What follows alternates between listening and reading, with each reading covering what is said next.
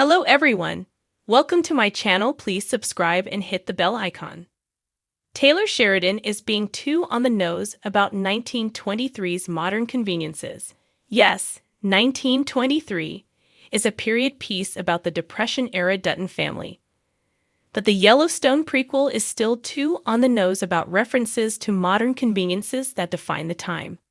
Like many Americans in the 1920s, Jacob, Harrison Ford, and Cara Dutton, Helen Mirren, are witnessing key innovations become available. Still, the Dutton family's constant attention to the subject feels a bit forced in 1923 Season 2, especially between Jacob, Cara, Jack Dutton, Darren Mann, and Elizabeth Strafford, Michelle Randolph, at the Yellowstone Ranch. 1923 also follows Spencer, Brandon Sklenar, and Alexander Dutton, Julia Schlaepfer, as they travel to Montana. Spencer's 1923 story is also defined by the period, with the World War I veteran working as a large game hunter in Africa. Spencer's story more subtly illustrates the Dutton family's place in time, including his engagement to Alexandra Dutton, leading to a voyage across the ocean on a British liner. Still, while mountain lions and wolves make it clear that the Dutton family remains in a more antiquated period, 1923's characters encounter modern conveniences, and they pay too much attention to them. Cara Dutton pays particularly close attention to modernity. In 1923 Season 2, Episode 1, Cara brings up the Parkers as her husband prepares to leave for town. Cara tells Jacob about Mary Parker, who has a phone in her house. Cara tells Jacob that Mary's husband calls her when he gets to town, which keeps her from worrying about whether he made it. While Jacob doesn't jump on the idea, it's not the last of the 1923 characters fretting about the modern innovations they lack. Cara also critiques modernity, such as her comment about women shaving in 1923 Season 1. As she cuts a slab of meat in 1923 Season 2, Episode 2, Cara Dutton calls our attention to the period again when she remarks, "An icebox in the house. What a day that will be." These comments continue a trend that started in 1923 Season 1 when Jacob and John Dutton, James Badgedale, take their families to town, and an appliance salesman gives them his pitch on why they should take on modern conveniences. Ultimately, the accumulation of not-so-subtle references to the 20s of the past century makes for a few too many wink-wink, look how old-timey everything is moments. A remarkable reason for the success of 1923 and Taylor Sheridan's entire neo-Western TV show collection is that Yellowstone has updated many genre tropes to offer audiences a new type of Western. On-the-nose references to how old and antiquated everything is in 1923 Season 2 distract from the story and take away from 1923's potential to be a great period piece. Of course, as interesting as modern conveniences are, people likely didn't regularly discuss what they didn't have. It would come up, sure, but 1923 is getting dangerously close to overplaying the bit, especially with how pointed the references have been. When Cara goes out to cut a piece of meat in Episode 2, the antiquated root cellar where she makes her comment is enough of a nod to the period. Cara's comment about the modern conveniences she doesn't have, especially when made for herself, isn't necessary. Donald Whitfield, Timothy Dalton, witnessing skiing for the first time and not recognizing the sport is a great anchor to the bygone era without being a blatant period reference. The same could be said about Spencer Dutton's first time eating pizza. Ultimately, those are the moments that work for 1923. Taylor Sheridan is one of the most revered television creators of our time, known for his ability to weave intricate narratives, compelling characters, and deep historical contexts. His work, particularly in the Yellowstone universe, has been lauded for its authenticity, grit, and immersive world building. However, when it comes to 1923, the Yellowstone prequel, Sheridan seems to be hitting viewers over the head with the show's depiction of modern conveniences, making them feel more like forced exposition than natural parts of the story. While 1923 does a phenomenal job of portraying the turbulence of the early 20th century, Some of its handling of technological advancements and societal progressions comes off as too on the nose, distracting from the show's more nuanced storytelling.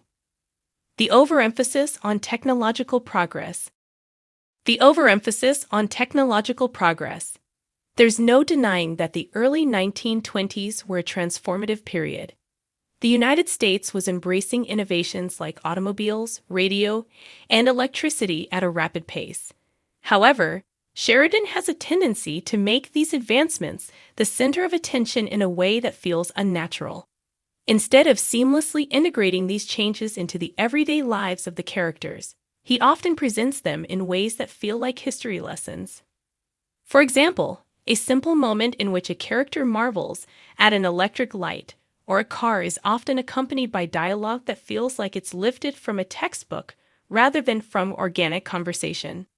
Take, for instance, the way characters interact with automobiles. Yes, cars were becoming more common in the 1920s, but 1923 almost treats them as if every single character is experiencing their very first ride. The sheer number of times someone exclaims about a car's speed or complexity starts to feel repetitive. A scene in which a character learns to drive could have been a great moment of personal growth or humor, but instead, Sheridan stretches it out with characters belaboring the wonder of the automobile, making it feel more like an advertisement for Ford's advancements than a meaningful narrative moment. The heavy-handed introduction of radio and telephone. Another example of this overemphasis is the way 1923 handles the introduction of radio. The 1920s were indeed a golden age for radio, with families gathering around to hear news and entertainment. However, the way Sheridan introduces radio into the show feels as if he's trying to remind audiences just how big of a deal it was. Instead of showing a character naturally incorporating radio into their daily routine, we get exaggerated reactions, wide-eyed amazement, and sometimes lengthy explanations about how the device works. Similarly, the telephone is treated with almost comedic reverence. By 1923, phones were fairly common in cities and even making their way into rural areas. Yet 1923 sometimes presents them as though they are an alien technology that no one has ever seen before. Characters react with exaggerated awe, and conversations are peppered with remarks about the miracle of speaking across distances. This kind of exposition-heavy storytelling underestimates the audience's intelligence and breaks immersion. The overuse of electricity as a plot device. Electricity was indeed becoming more widespread in the 1920s, but 1923 makes it feel as though every single character is encountering it for the first time. The show repeatedly uses electricity as a signifier of modernization, sometimes at the expense of subtle storytelling. Rather than letting the presence of electricity quietly enhance the setting, Sheridan often draws too much attention to it, with characters commenting on the brightness of lights or the convenience of appliances. There's a moment where a character turns on a lamp and seems almost stunned by its functionality, as if this were some newly discovered form of sorcery.